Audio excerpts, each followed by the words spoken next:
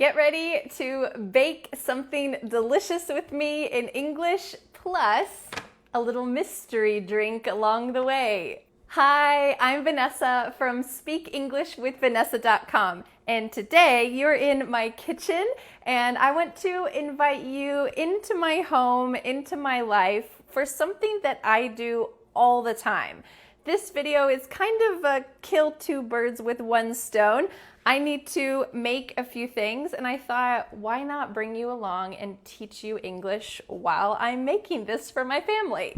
One of the best ways that you can improve your English speaking skills, listening skills, and life skills is to immerse yourself in real daily life English. And that's what I try to do here on my channel, is show you how real people speak all the time. So I'm going to be just talking while I'm making these two things.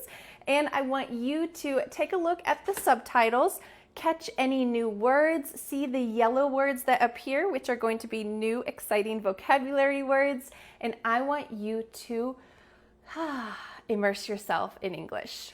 And like always, I have created a free PDF worksheet. This includes all of the key vocabulary from today, plus there is a bonus downloadable audio.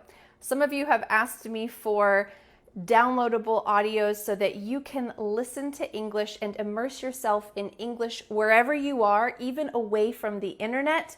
And guess what? It's here for you. When you download this free PDF worksheet, you can download the audio version of this entire lesson. You can listen to my voice, you can repeat after me, and you can improve your English wherever you are. So all you have to do is click the link in the description, enter your name and email address, and voila, just like that, the free PDF worksheet with all of today's vocabulary plus the bonus downloadable audio, it will land in your email inbox. And do you want to know something even better? You never need to sign up for my free PDFs ever again. I will automatically send them to you every single week. It's my gift to you. So don't wait, click on the link in the description to get this free PDF worksheet and bonus downloadable audio. So you might be wondering, what are we making today? It's the big question, right? Well, we're going to be making two things. I will tell you the first thing, but the second thing I'll keep as a surprise for later. You'll have to watch and find out. The first thing we're going to make is an easy, beautiful, fresh loaf of bread. I make this bread all the time. I've been making this bread for the last 6 years, at least 3 times a month, sometimes twice a week if I feel like it, and it is really easy. So I thought I would just talk to you while I make it, and we'll see what kind of real natural vocabulary comes up along the way. All right, so the first thing we need to do, I have all my ingredients here. Because of you, I got more organized. Thank you. The first thing we need to do is add our ingredients to my tub here. So usually we say the word tub for a bathtub, but because this is so big, we could call it a container, no problem, but I'm gonna call it a tub because it's pretty big.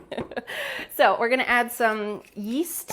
This is just active yeast. I did not make this myself. I'm gonna add a tablespoon in. The cool thing about this recipe is it is so forgiving. If you've watched any of my other kitchen lessons, you know that I love recipes that are forgiving because I often am distracted. I have kids with me. Today they're all at school, but I need recipes that are not strict, ones that are pretty easy if you mess up. All right, I'm gonna add a tablespoon of salt as well. And next we're gonna add water. So you want water that's kind of lukewarm. Why do we say Luke? Who is Luke? Luke, if you are watching, you are hopefully not lukewarm. Usually when we say lukewarm, it's kind of a negative thing about a person. Lukewarm water means just not very hot water. It's warm. But if we say you're a lukewarm person, it's such an insult. Why is that? It usually means that you don't really have any standards or values. You don't care about anything passionately. You're just a lukewarm person. Sorry, Luke. So what I do to make lukewarm water is I boil some water in my tea kettle, and then I just pour some cold water into my cup and put some hot boiling water to top it off. So now we can feel it. It's lukewarm. It's fine. It's not too hot, not too cold. Because if it's too hot, it will kill the yeast and then the bread won't rise. What a disaster. I have done that before. Tried to bake bread with cold water. Doesn't work. All right, so we're going to put in 3 of these. I'm going to put in a little bit less than 3, and we'll see what happens. I think because we're going to add another special liquid in just a minute, we're going to put a little bit less water. All right, so I like to doll up my recipe a little bit and not just put in yeast, flour, water, salt. This is sorghum molasses. It's not syrup. It's not maple syrup. It's not honey. It's from a plant that grows natively around here, sorghum. It kind of looks like corn. I'll try to put a picture of it here. I think it's really cool. It has a very rich, deep flavor, and I'm just gonna put a dollop in there. A dollop is a not official term. I think it makes it doesn't make it sweet, it makes it have a more complex taste. So I'm gonna get my stirrer. I'm not sure what you would officially call this. I think it's called a Dutch whisk. A regular whisk is this, but if you use this, it will not work after you add the flour because it's too thick. So I bought this especially for making bread, and I'm just gonna stir it up a bit to get the molasses. The molasses kind of sinks to the bottom. I'm gonna try to just mix it up and get the yeast all integrated, dissolved, as they say. Most recipes, when they have like flour or sugar, well, I guess sugar, salt, or yeast with water, the recipe might use the word dissolve, and it means you can't see the individual particles anymore. All right, so now we have all our wet stuff. Now I'm going to add the dry ingredients. And if you are an official baker, if you work in a shop or, I don't know, bake anything professionally, sorry, I am very unofficial when it comes to this. But you know what? This recipe is so forgiving, who cares? So this is 1 cup. We're gonna need 6.5 cups. If you're official about this, you'll weigh it, you'll flatten the top, all of this. I never do this. And I've been making this recipe for a long time, and it doesn't matter. So I'm just gonna plop it in. Let me count out loud. 1, 2, 3, 4,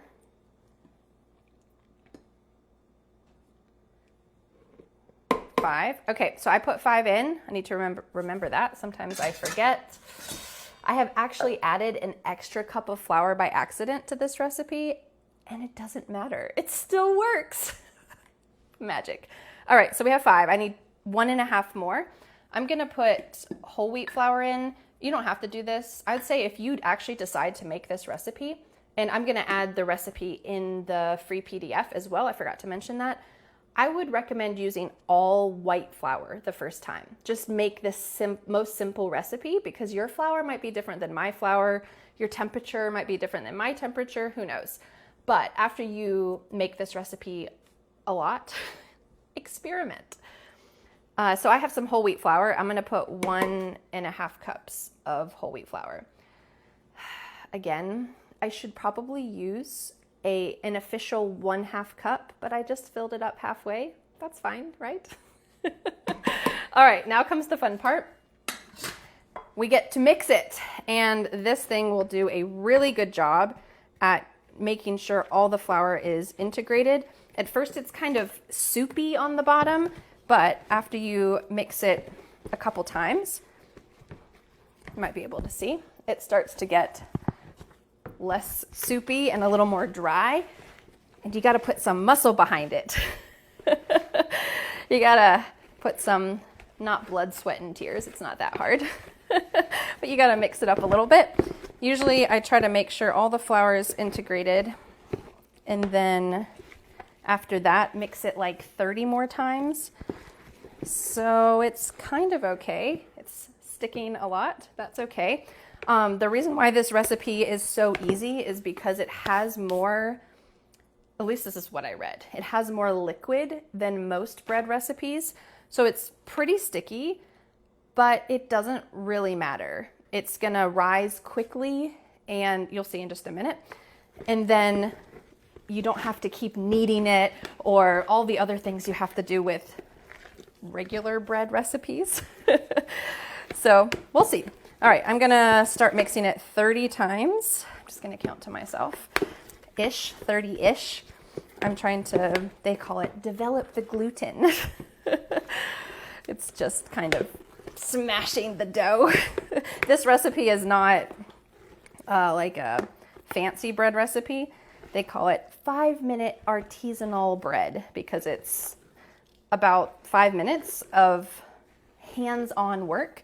Hands-on means that's the time that I'm actually having my hands doing something like this. Hopefully this video won't be just 5 minutes long, but it's about 5 minutes of hands-on work, and then the rest of the time is just rising or baking. All right, it's starting to look a little more stretched out. It's not sticking to my whisk as much anymore, and it looks pretty good. You know, I might actually add a little bit more flour. Let's see. Make it not quite so sticky. We'll see. Sometimes I add seeds to this. Sometimes, one time, many times actually, I thought, what if instead of using 3 cups of flour, I put a can of tomatoes in it? It's like tomato sauce. It was so good. So I had 2 cups of water and 1 cup of tomato sauce. The bread tasted like spaghetti. It was so good. It smelled, oh, and I put my fresh basil from the garden in it. That was great. So as I said, this recipe is absolutely forgiving. And if I pick this up though, the only negative thing, like I said, it has a very high liquid or moisture content. It will stick to my hands. So this is the dough, but it's gonna stick all over my hands if I try to pick it up. So I'm just gonna let the whisk do that. And here we go. Okay, so I'm gonna get the rest of this off of the whisk, dump the rest of that dough back in. And now we do the magic part of just letting it sit for 2 hours. All you need to do, put a lid on, doesn't have to be tight, it's just to keep, I have cat hair from flying into the dough. And I'm gonna put it in the oven. It's not on, it's just keeping the warmth in. So it's kind of an insulated place.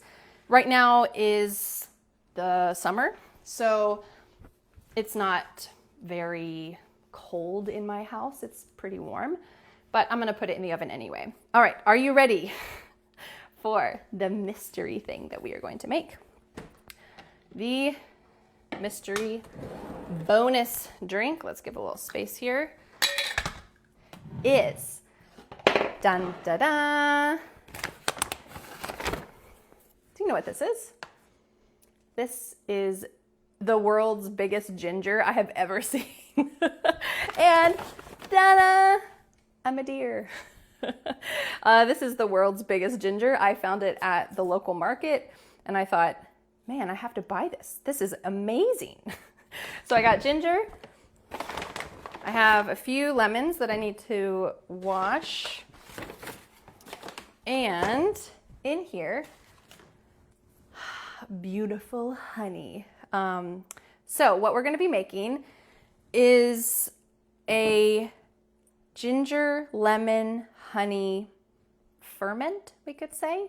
I'm not sure actually how fermented it is, but we're gonna put it in a jar. And what I like to do is leave these ingredients in the jar for like a couple days, probably a couple days, and they'll kind of mix together a bit. The flavors will mix together, the ginger juices will seep out, and then I put a spoonful of that in tea. And I drink tea all the time. Every night I drink herbal tea, like an old lady. It's okay, I'll embrace it. And I put a spoonful of this in and it tastes so good. Or even when I make green tea, sorry, all my East Asian green tea drinkers, sometimes I put a scoop of this in my green tea. Oh, it's so good, especially with cold green tea. I make like a pitcher of cold green tea almost every day in the summer, and it's so refreshing. Okay, so I'm gonna chop this, hopefully not cut myself, and we'll see how it goes. Sometimes talking while chopping is a little precarious. But first thing we need to do is wash this, because we're gonna put this directly in there. We're not gonna peel it, anything like that. So I'm just gonna do a quick wash.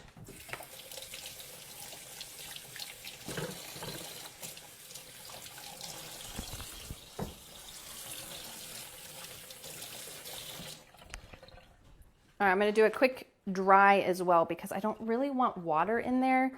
I don't usually leave this in the fridge for that long, but if so, water can make it get like rotten or moldy. And technically honey can last forever, but I'm adding extra stuff to it, so I keep this in the fridge. I don't leave it out on the counter. Maybe you can. If you make this, let me know. Do you leave yours on the counter or do you put it in the fridge? I like to put mine in the fridge just to be safe, just in case. All right, let's start chopping. What am I gonna do first? I think, let's chop some lemons first, and then I'll show you how we can put them in the jar. And we'll have to wait a few days to actually drink this. So sorry, you're not gonna see the final product, but you'll get a good idea. Okay. So I'm going to put a lemon at the bottom, and then I'm going to take a few pieces of this ginormous ginger and just try to chop it up.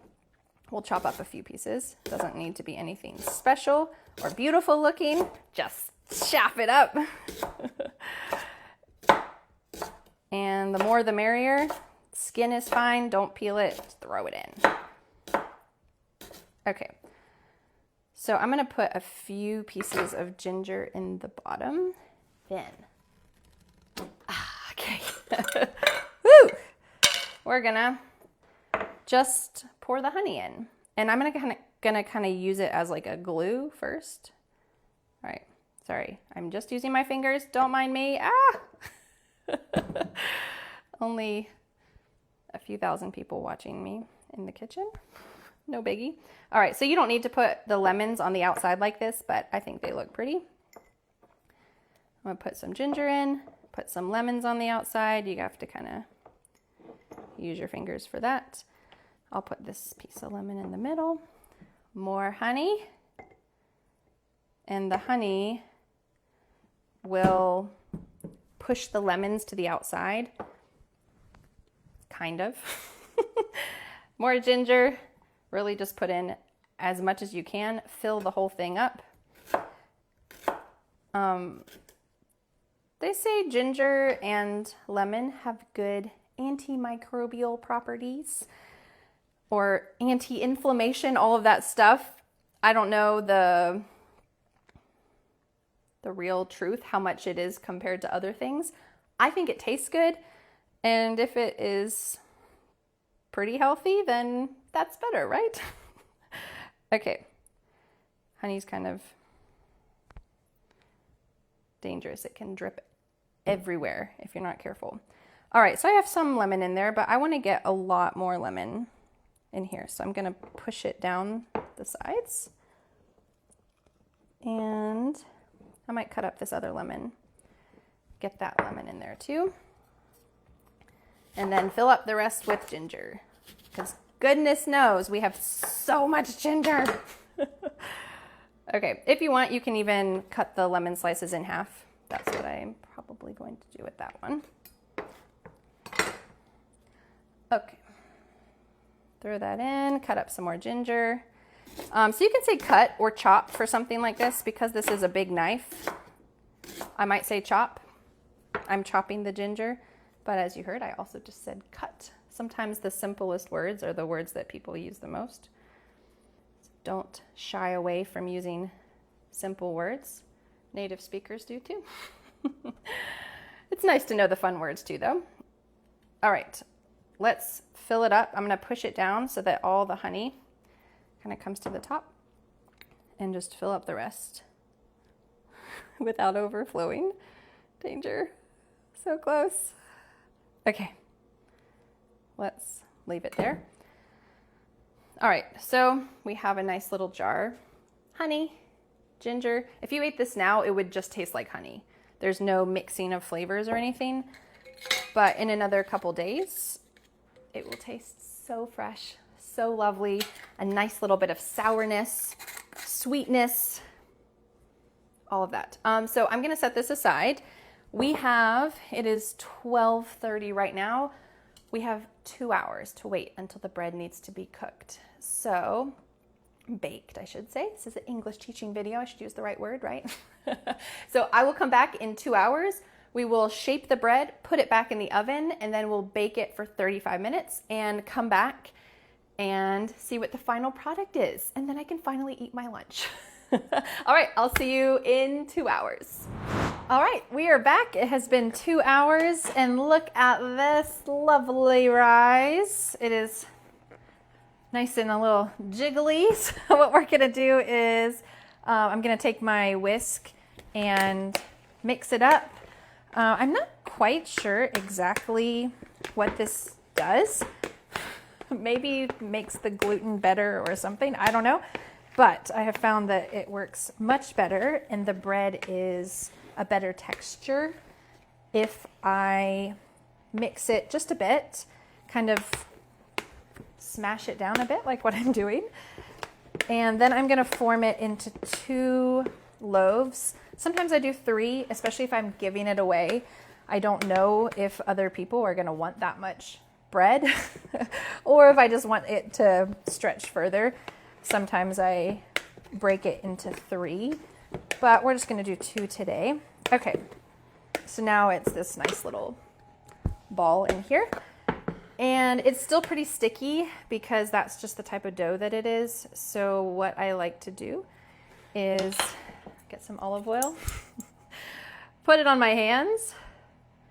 Oh no, I have no more olive oil in here. Oh, just a bit. Okay, hopefully it's enough.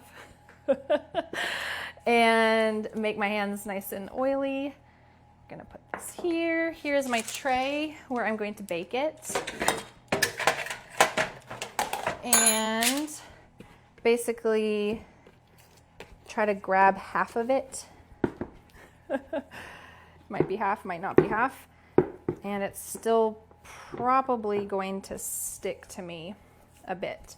But if I move it quickly, it won't. So what I'm doing is pulling the bottom up to meet the top, kind of forming it into a nice little shape. Sometimes it just plops down on the tray. The rise isn't good or something, I don't know, but sometimes it forms well, and this seems okay. In the end, my family will eat it no matter what. Usually we eat a whole loaf with soup or cut it up and make sandwiches, or really my kids just eat it. So I often don't care how perfect it looks, but we're gonna leave it there. I think I need a little more. I might just use water because it looks like, okay, I think that should be okay. We'll see. Put some on my hands, do the second one. This is my favorite thing to bring whenever I have a potluck. I don't know if that's a really American thing or if other countries do that, but it's like a party where everyone brings a dish. It's the best kind of party in my opinion because it's no stress for the host. everyone brings something, and it doesn't matter if it all works perfectly together. Everyone is just responsible for one dish, and then there's automatically enough food for everybody because everyone's bringing something. So I always bring bread. It's simple for me, but also I think every meal, at least most meals, go well with bread. Okay, so this is just an optional step, but I like to do it. I have some flour, and I'm gonna sprinkle or dump, depending on how you look at it, a little bit of flour on the top. And then we're gonna do something fun. Take a knife and cut a little shape into it. What should I do? Usually I just do something simple, but maybe we'll make it fun today. So let's make some little V shapes. And I think this is supposed to let the steam out. I've tried different cuts, and I'm not exactly sure what is the best way to do it, but it helps it not just completely crack in funny ways. So sometimes you need like a really deep cut to let the steam out. I don't know. I'm not an expert. I just bake bread for my family. This one I'll cut in the way I usually do. So usually I cut like a deep cut around the side, and that will open up and let a lot of steam out, and then just some little fun cuts on top. All right, let's see what the oven says. Now I would normally just throw this right in the oven, but it is at 362. It needs to get to 450, so we'll have to wait for a little bit. But you can take a look at our lovely teas that we made 2 hours ago. Just an interesting note about numbers. So I just said that the temperature of the oven is 362 and it needs to get to 450. Well, it's really 450, but sometimes when we're talking about oven temperatures, we split it apart. And instead of saying 450 degrees, which you can totally say, that's absolutely fine, and we do say that, but sometimes we split it apart and say 450, 362. It's just a normal way to talk about big numbers sometimes. And you'll hear that if you're watching any cooking videos, official cooking videos, not this one, but official recipe cooking videos, you'll hear people use that when they talk about temperature. All right, we're gonna let the oven finish heating up, and I will let these sit here. They'll have a little bit of a rise, a little bit. And then in 35 minutes, let's come back and see what it looks like. All right, we have the final product. Dun, dun, dun. It's still pretty hot, so I'm gonna pick it up. Oh, they cooked together just a little bit. Pick it up with my hot pads, or my oven mitts, as you can also say. Put this here. Move that back there. And we have two, wow, beautiful loaves of bread. Nice. Let's cut into it. Okay, which one should we cut? Let's cut this one. And see.